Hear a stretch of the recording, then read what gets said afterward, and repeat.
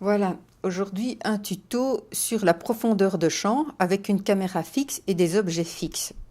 Donc ici, on voit bien les changements de profondeur de champ sur les cubes différents. Alors, on va refaire ça en cinéma 4D. Je crée 3 cubes.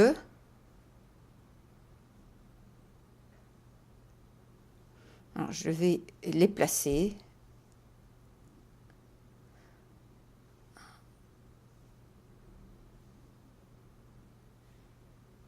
Voilà. Alors, je vais augmenter leur taille en hauteur.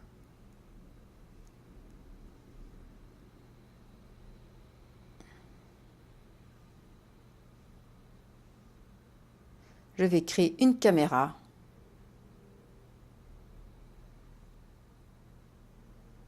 Alors, dans le rendu de la caméra, vérifiez que la caméra est bien en rendu physique.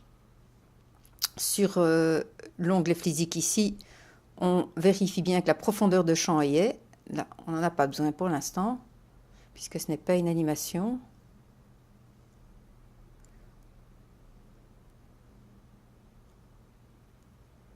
Ok, j'enregistre pas.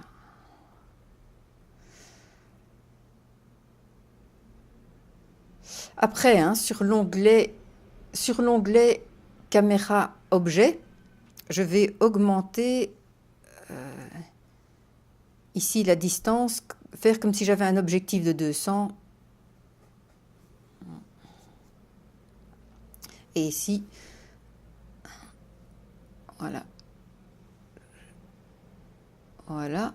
Alors 0,2, ça veut dire une profondeur de champ minime. Hein, les photographes travaillent souvent en 1 quand ils veulent avoir une petite profondeur de champ. Ici, je place maintenant la vue convenablement de façon à ce qu'on voit bien les cubes. On va mettre aussi une texture dessus de façon à pouvoir bien les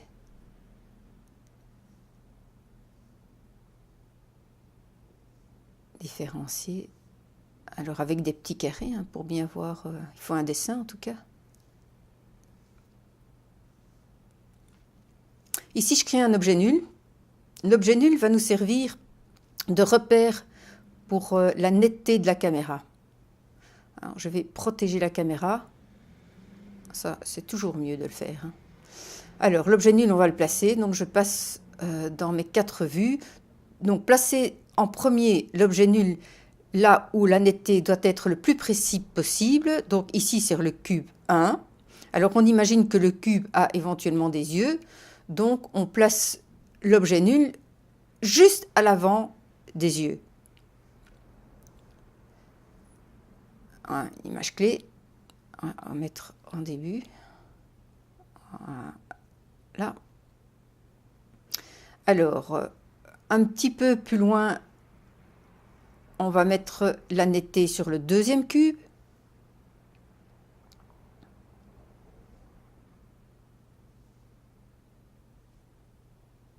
Une image clé. Et pareil pour le troisième.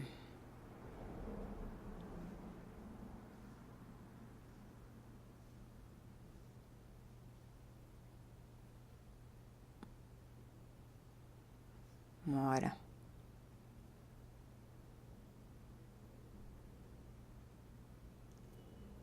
On revient dans notre vue caméra.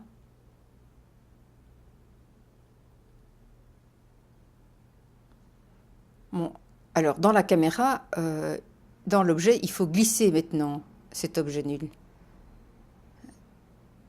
Et il va suivre cet objet nul tout au long de l'animation.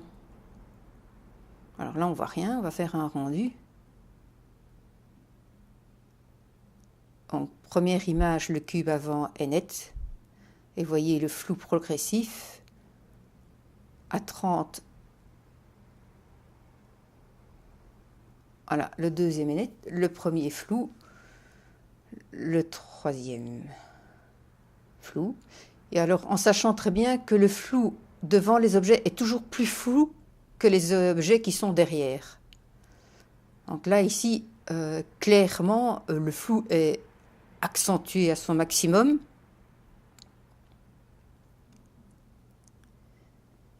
Mais bon, vous ferez preuve d'imagination dans vos projets. Alors, je vous montre quand même qu'est-ce qui se passe quand le flou est un peu moins flou. Voilà. Voilà. Ce qui est plus doux, hein, on voit à peine le flou, mais on le voit quand même. Et dans les films de cinéma, on est habitué à ça. Donc le regard est tout à fait habitué à avoir une profondeur de champ. Si vous mettez vos deux mains à des distances différentes devant vos yeux, vous verrez que quand vous fixez la première des mains, vous ne voyez pas la deuxième nette, vous la voyez floue.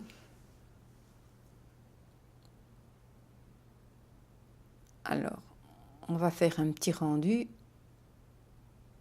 Voilà.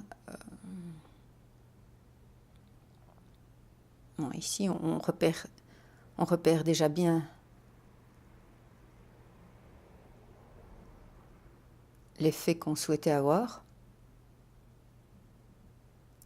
Bon, alors, moi, je ne vais pas attendre que tous les rendus soient faits, donc on va accélérer un petit peu le rythme.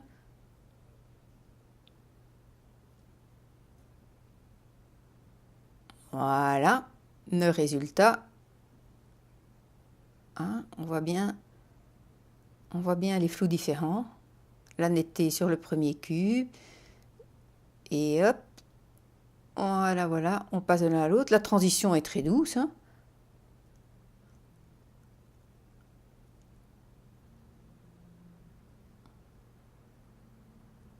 Ça s'utilise beaucoup et vous pouvez joindre cette profondeur de champ, un léger mouvement de caméra aussi, mais ici, ce n'est pas le sujet du tuto. J'en ferai d'autres sur les mouvements de caméra. Et voilà. Voilà.